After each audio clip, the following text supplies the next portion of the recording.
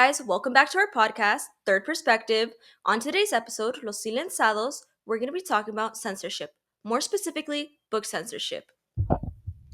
To start off, for those who don't know what censorship is when specific ideas and information that some groups find dangerous or risky is being withheld and hidden from the public. Examples of censorship could be found in schools, companies, social medias, and even the government. This is this is the restriction on our freedom to express ideas and our freedom of speech.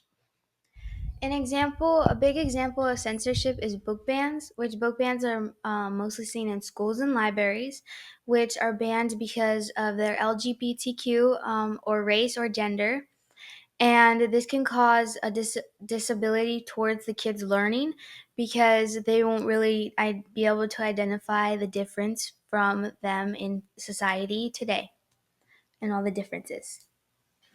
According to AP News, book censorship has been increasing, especially in U.S. districts all around the United States. We'll, we'll have the link down below if you want to learn more about that. People who are mainly impacted by these book bans can be students, teachers, authors, and even librarians. Students are affected by these book bans when books that are about gender identity, race, and different ideas are taken off the shelves. This prevents students from seeing how different worlds live along with us and seeing themselves being represented within others.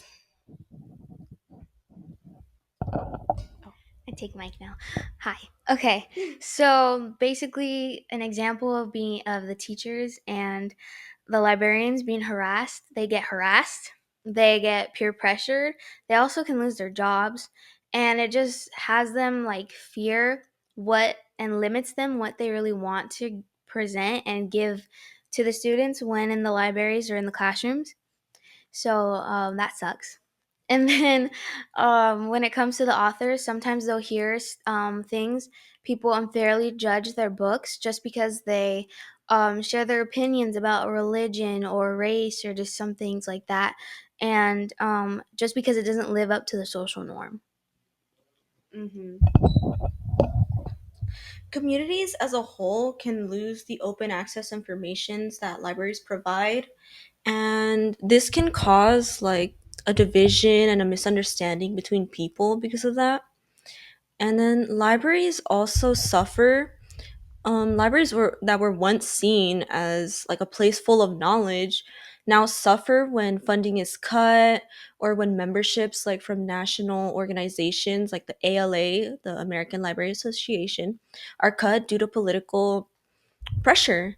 If you want to learn more about book censorship data and the ALA, what they do, the link will be in the description down below.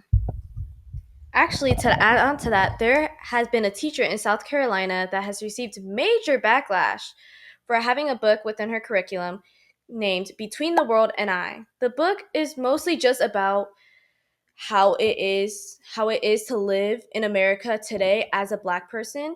It was dedicated to the author's son, and she had to remove this book from her curriculum due to many complaints from parents and others. And then another one was Harry Potter. Was Harry Mhm. Potter banned because of censorship or something like that? Yeah, actually, they didn't like the witchcraft. Which blocks the kids' creativity because Harry Mm-hmm. Potter is a lot of wizards and creativity. Especially probably because like the religion in that area does not. Yeah, they don't support witchcraft and stuff like Mm-hmm. that. And for how like mischievous they were acting, you know? Mm-hmm, yeah, and just like everything, that's crazy. Yeah, it's not only just about political views. It's Anything. religious views. Religious, there could be Mainly just political and religious, actually. yeah, anything that doesn't fit a person's goal, like ideal world. Yeah. Mm-hmm. They ban it. Yeah, it's Yeah. just gone. Um, commercial break. Commercial break. Yeah. Okay. Dr. Pepper, a unique blend of 23 flavors because more is more. Okay, so how they banned Harry Potter and all that, like instead of banning or like having it involved with censorship, they could have just everybody could have just chosen whether or not to read it or watch it or not, because if you don't want to see something, you can just ignore it, but nowadays people just throw it away or ban it. So some solutions for censorship itself is to just have the choice whether or not to watch it, to read it, to see it yourself. I mean, you really don't have to see it if you don't want to. It's not like somebody's going to force your eyes open to watch something or look at something or read something.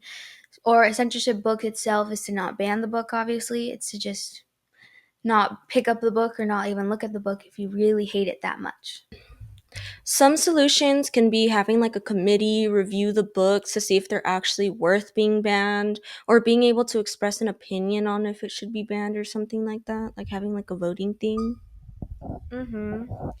Yeah, just like to sum it all up, censorship just it limits our ideas, our imagination, our understanding, our like it limits a lot of stuff in our society that keeps us as a whole. You Mhm. know, we just They're basically trying to keep everybody having the same information about something.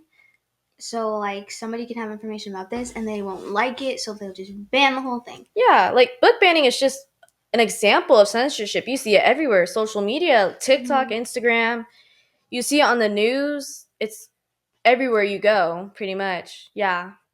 We could really promote having open ideas and like peaceful decision makings because it really protects us as humans from violence that comes upon people for having different opinions, for having different like Yeah. views, expressing those views, and just to yeah, just to protect ourselves. hmm It all like leads to having freedom of speech. Yeah, everybody Mhm. deserves freedom Freedom of of speech. We speech. all need to be open minded and diverse with everything. Yeah. And that's going to be all for today's episode. And make sure, if you would like to, check out the links in the description. Make sure to follow Third Perspective for more conversations like this if you want to listen to us. And that's all. We'll see you in the next video. Bye.